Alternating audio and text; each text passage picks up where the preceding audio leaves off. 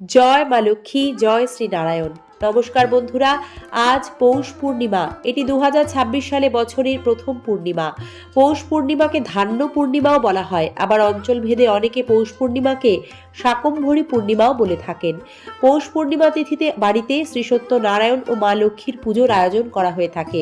গৃহস্থের কল্যাণে পৌষ পূর্ণিমার ব্রতকথাটি শ্রবণ করুন। বলা হয়, এ ব্রতকথা শ্রবণ ও পাঠে মা লক্ষ্মীর আশীর্বাদে সংসারে অন্ন, বস্ত্র, ধন সম্পদের অভাব কখনোই হয় না। এ ব্রতের পেছনের কাহিনীটি এইরূপ। এক দেশে এক গরিব বামুন বামুনি তার 5 ছেলেমেয়েকে নিয়ে বাস করত।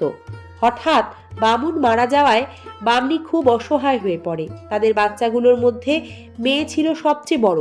তাদের কোনোদিন আহার জোটে তো কোনোদিন আহার জোটে না, তবে তাদের মামার অবস্থা ভালো ছিল। একদিন মেয়েটি তার মাকে বলল, মা, তুমি মামার বাড়ি যাও না, মামা যদি আমাদের সাহায্য করে। বামনি অনেক ভেবে বাচ্চাদের মুখের দিকে তাকিয়ে তার বাপের বাড়ি গেল, কিন্তু গিয়ে দেখে ভাই বাড়িতে নেই। অনেকদিন পর ননদকে দেখে বামনির ভাজ বলে, এতদিন পর হঠাৎ কি মনে করে সে এলো? বামনি তার দুঃখের কথা সব বলল। তাই শুনে ভাজ তাকে বলল, তা তোমার ভাই তো এখন বাড়ি নেই, তুমি বরং রোজ এসে চাল ঝেড়ে দেবে আর খুদ কুড়ো যা বাঁচবে তাই নিয়ে যাবে। বামনির এই বিপদের দিনে বামনি তার ভাজের এই প্রস্তাবে রাজি হলো। খুদ সিদ্ধ করে অন্তত বাচ্চাদের সে আধপেটা তো খেতে দিতে পারবে, এই ভেবে তার ভাজে রোজ চাল ঝেড়ে দেয়, আর যায় খুদ কুড়ো যা বাঁচে তা তার বাড়ি নিয়ে যায়। একদিন বামনির মেয়ে তার মাকে বলে, মা, রোজ ভাইরা শুধু খুদ সিদ্ধ খেতে পারে না, তুমি মামির কাছ থেকে একটু তরকারি নিয়ে আসবে। বামনি তার ভাজের কাছে সে কথা জানালে ভাজ বলে, তরকারি হবে না। বামনি তারপর লাউ গাছের 2টো পাতা চায়, তা দিয়ে তরকারি রাঁধবে বলে। তা শুনে ভাজ বলে, তোমার ভাই তো লাউ গাছের পাতা সব গুনে রেখেছে গো, ওতে হাত দেওয়া যাবে না। এই শুনে বামনি আর কিছু বলে না। এইভাবেই কদিন কেটে যায়। বামনিকে একদিন তার ভাজ বলল তার মাথার উকুন বেছে দিতে। যদি সে উকুন বেছে দেয় তাহলে তার বদলে গোটা কতক লাউ পাতা দেবে। তা শুনে বামনি বলে, এমা, আজ তো লক্ষ্মী তিথি পূর্ণিমা, আজ উকুন বাঁচতে নেই, আর অনেক বেলা হয়েছে, ছেলেমেয়েরা খিদে ছটপট করছে, আমি বরং কাল উকুন বেছে দেব। তা শুনে তার ভাজ রেগে বলে, বাহ, নিজের বেলায় তো খুব ভালো বোঝো, আর লক্ষ্মীবার, লক্ষ্মী পূর্ণিমা তিথি নিজে যে খুদ নিয়ে যাচ্ছ, এতে ভাইয়ের অমঙ্গল হবে তো। এই বলে বামনির কাছ থেকে তার ভাজ সব খুদ কেড়ে নিল। বামনি তারপর কাঁদতে কাঁদতে বাড়ি আসার সময় ভাবে, সেদিন যাবার পথে যা পাবে তাই কুড়িয়ে নিয়ে গিয়ে সিদ্ধ করে খাবে। কিন্তু তার এমনই ভাগ্য যে যাবার পথে দেখে এক মস্ত বড় মরা সাপ পড়ে আছে। বামনি তাই কুড়িয়ে নিয়ে ভাবে সেটাই সে সেদ্ধ করে খেয়ে সবাই একসাথে মরবে। সাপটাকে নিয়ে গিয়ে কেটে নুন দিয়ে সেদ্ধ করার সময় দেখে সাপটাকে যত ফোটানো হয় তার থেকে তত সোনার ফেনা বেরোয়। এইভাবে গোটা ঘর সোনার ফেনায় ভরে যায়। বামনি সেই সোনার ফেনা তুলে একটা মাটির হাঁড়িতে ভরে সেই ফেনা তার ছেলেদের দিয়ে শ্যাকরার কাছে বিক্রির জন্য পাঠায়। শ্যাকরা ভালো সোনা দেখে তা ভালো দাম দিয়ে কিনে নেয়। সেই দিন ছিল পৌষ পূর্ণিমা তিথি, লক্ষ্মী তিথি। বামনি টাকা পেয়ে আগে পুজোর জোগাড় করে ঘটা করে পৌষ মাসে লক্ষ্মী পূজা করলো। তারপর প্রতিবেশীদের ভালো করে প্রসাদ বিতরণ করলো, ছেলেমেয়েদের প্রসাদ খাইয়ে তারপর নিজে খেলো।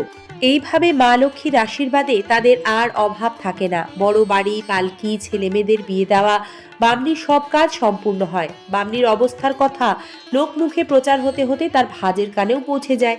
কি ব্যাপার তা বুঝতে না পেরে সে তার ননদ, ননদের ছেলে, বউদের তার বাড়িতে একদিন নেমন্তন্ন করলো। তখন বামনিও তার বৌমাদের গা ভর্তি গয়না পরিয়ে পালকি করে ভাজের বাড়ি বেড়াতে নিয়ে গেল। তাদের এমন অবস্থা দেখে ভাজের ভারী হিংসে হলো, কিন্তু মুখে হাসি রেখে তাদের সোনার বাটি রূপোর থালা করে খেতে দিল। তখন তারা তাদের সোনার গয়না খুলে রেখে বলতে লাগলো, সোনা দানা হিরে মুক্ত, ধন্য মান্য গণ্য, যাদের কল্যাণে আজ মোদের নেমন্তন্ন। ভাজ কিছু বুঝতে না পেরে তার ননদকে জিজ্ঞাসা করলে ননদ বলল, ওরা বলতে চাইছে যখন আমাদের দুঃখ ছিল তখন 2টো খুদ আর লাউয়ের পাতাও প্রাণ ভরে দিতে পারোনি, আর এখন আমাদের অবস্থা ফিরেছে বলে সোনার থালাবাটি করে খেতে দিচ্ছ। ভাজ তখন লজ্জায় তার ননদের হাত ধরে ক্ষমা চাইল। এরপর বামনি তার ছেলে বৌমাদের নিয়ে আবার নিজের বাড়ি ফিরে এলো।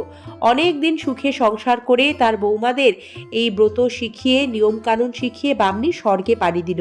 এইভাবে ধীরে ধীরে এই পৌষ পূর্ণিমার লক্ষ্মী পুজোর কথা দিকে দিকে ছড়িয়ে পড়ল। জয় মা লক্ষ্মী জয়, লক্ষ্মী থাকুক ঘরে ঘরে। দর্শক বন্ধুরা, পৌষ পূর্ণিমার আরও একটি প্রচলিত ব্রতকথা রয়েছে, সেটিও এই পর্বে আপনাদের পাঠ করে শোনাচ্ছি। ধনেশ্বর নামে এক ব্রাহ্মণ ও তার স্ত্রী রূপবতী কটক শহরে থাকতেন। তাদের ধন সম্পদের অভাব না থাকলেও তাদের কোনো সন্তান ছিল না। সে কারণে তাদের সকলের কাছে কথা শুনতে হতো এবং তাদের নিজেদের মনেও খুব দুঃখ ছিল। একবার এক সাধু সেই গ্রামে আসে। ওই সাধু সব বাড়ি থেকে দক্ষিণা গ্রহণ করলেও ধনেশ্বরের বাড়িতে যেতেন না, ভিক্ষাও গ্রহণ করতেন না। এর কারণ ওই সাধুর কাছে একদিন ধনেশ্বর জানতে চান। সাধু তাকে বলেন যে যারা সন্তানহীন তাদের কাছ থেকে তিনি দান, ভিক্ষা, দক্ষিণা কিছুই গ্রহণ করবেন না। কি করলে সন্তান লাভ করতে পারবেন তা সাধুর কাছে জানতে চান ধনেশ্বর। সাধু তাকে চণ্ডীমাতার পূজা করার পরামর্শ দেন। সেই সাধুর কথা মতো ধনেশ্বর চণ্ডীমাতার আরাধনা শুরু করেন। পুজোর 16তম দিনে চণ্ডীমাতা ধনেশ্বরের স্বপ্নে দেখা দিয়ে বলেন যে তাদের কোলে সন্তান আসবে, কিন্তু সেই সন্তান 16 বছরের বেশি বাঁচবে না। সন্তানের দীর্ঘ জীবনের জন্য পূর্ণিমা তিথিকে 32 বার ব্রত পালন করতে বলেন চণ্ডীমাতা। এরপর ধনেশ্বর ও রূপবতীর দেবীদাস নামে এক ছেলে হয়। সেই ছেলের 16 বছর বয়সে তাকে সাপে কামড়ায়। বিধির বিধান কে খণ্ডায়, কিন্তু পূর্ণিমার ব্রত ভক্তি ভরে পালন করার জন্য মাতা পার্বতীর অনুরোধে দেবীদাসের জীবন পুনর্বার ফিরিয়ে দেন দেবাদিদেব মহাদেব। পৌষ পূর্ণিমা মহিমান্বিত পুণ্যতিথি। পৌষ পূর্ণিমার সকালে গঙ্গা স্নান ও দান বিশেষ পুণ্য ফল প্রদান করে। এছাড়াও পৌষ পূর্ণিমায় সূর্যোদয় থেকে উপবাস রাখার রীতিও প্রচলিত রয়েছে। সন্ধ্যায় চাঁদ ওঠার পর পুজো সেরে চন্দ্রদেবকে অর্ঘ্য প্রদান করে প্রসাদ খেয়ে উপবাস ভঙ্গ করেন ভক্তেরা। এই নিয়মগুলি পৌষ পূর্ণিমায় পালন করলে বছরভর সেই সংসারে মা লক্ষ্মীর কৃপা দৃষ্টি বর্ষিত হয়। সব দিক থেকে প্রচুর উন্নতি হয়। সকলকে ধন্যবাদ। ভালো থাকবেন, সাথে থাকবেন।